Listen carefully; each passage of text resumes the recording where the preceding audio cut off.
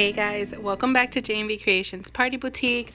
So this is what I'm so excited to show you guys today. I got the Ecotank 4800, this one right here. If you guys see my if you guys follow me on TikTok and see my stories and everything, you know that my printer broke. I use that term very loosely because it actually ended up fixing itself. I don't know, but that was my HP printer.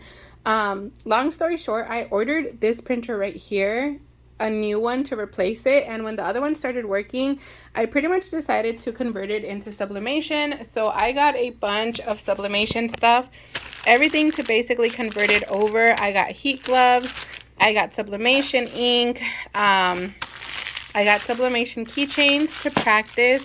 I don't know if this is an item that I'll be carrying in my shop or not, but they definitely make good practice. They're super affordable, so I figured why not. I got some some Teflon sheets for the heat press. I got all kinds of goodies in here. Some sublimation paper, the A-Sub paper from Hippo.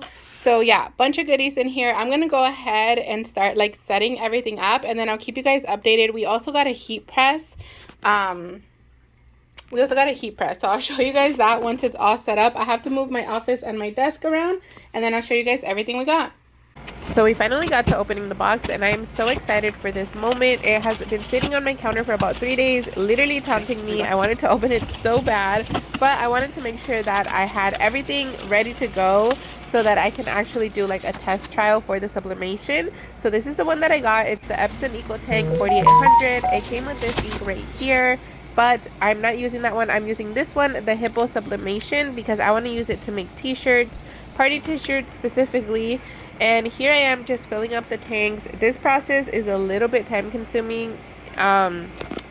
You just have to sit there and watch it fill up every single color until it's to the very top line, and basically get it all prepped so that you can do a test run and check your nozzles and do a test print and all of that. So here we are filling it up. I kind of panicked and pulled the black ink out before I realized that it didn't fill up all the way, but I can go back and fill it up later. And then now we're just running the initial run for the printer. Okay guys, so we are all done setting up the printer. I am downloading the software now, and you guys, I just got done doing all of this. It was crazy. It was literally so many pages to check the nozzles or to unclog the nozzles.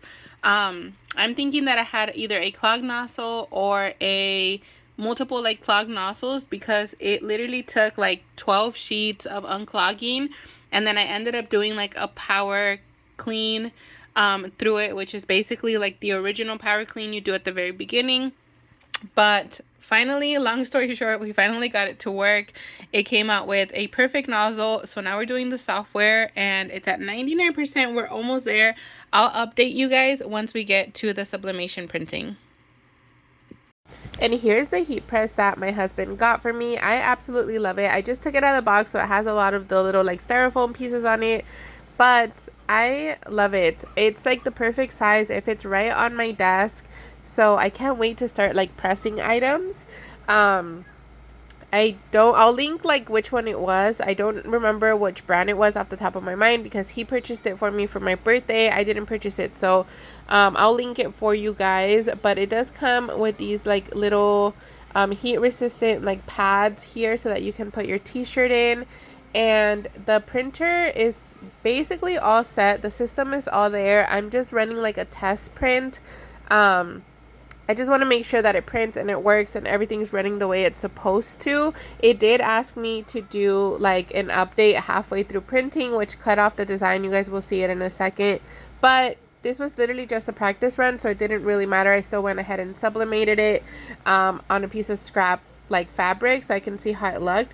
But it basically asked me to update a connection, I don't know, something about the connection, it needed an update. So I did that halfway through. This is a little slot that catches the paper, and now that it's all printed, I'm basically just gonna turn it on. This one is brand new as well. I unpackaged both of them together, so I'm trying to figure out this one as well as the printer, and I'm setting up my heat and my like time and all of that on there. This is the piece of scrap fabric that I have. It's literally just a little leftover from when I did a tablecloth. So I'm gonna I'm gonna press it first to get all of the moisture out, and then I'm gonna sublimate a little part of a design on there just to see how the ink transfers. Now, one thing about this heat press is that the buttons are so hard to see and so hard to read. I think I'm gonna have to make labels for them and like stick them on top of the button, because that was my biggest struggle, was just trying to see what button I had to press because I couldn't read the letters. They're so dark on black. But here we are pressing the fabric down, and I'm just getting, like I said, all of the moisture out and getting it nice and prepped, and then I'm gonna do the design on there. So I think it's ready. Let's double check. It should just be like a regular press. I do have to move some stuff around on my desk to make sure that I can swivel the top away, because it is a swivel top, but I don't have enough space to do that now. So I'm gonna have to double check that. And then this is the print that I'm putting on there. It's part of our retro collection. It is half a print. I realize that, guys. It's just a test. It's fine. And I also didn't have white fabric to do it on. So this is the lightest one that I had, which is kind of like a taupe color. So here I'm putting the sublimation page. I was so anxious. I was hoping that everything was set up correctly and that this would actually work. And I kept like looking at the temperature and looking at the time and everything and trying to make sure that it was actually doing what it was supposed to be doing. When you have multiple devices like new at once, it's really hard to get them all to like, you know, be synchronized and work properly, but we got it to work. And here's what the final press looks like. I was so happy with this. Please ignore my husband's finger on the screen. It was late at night. We were all tired. But this is what it looks like. So once I took off the Teflon sheet and then I took off the paper, that was the leftover residue. And here's how it's sublimated. I think that if it would have been on white fabric, it would have been just perfect, because the colors transferred so nicely. The image is so sharp. And here's what the final result looks like.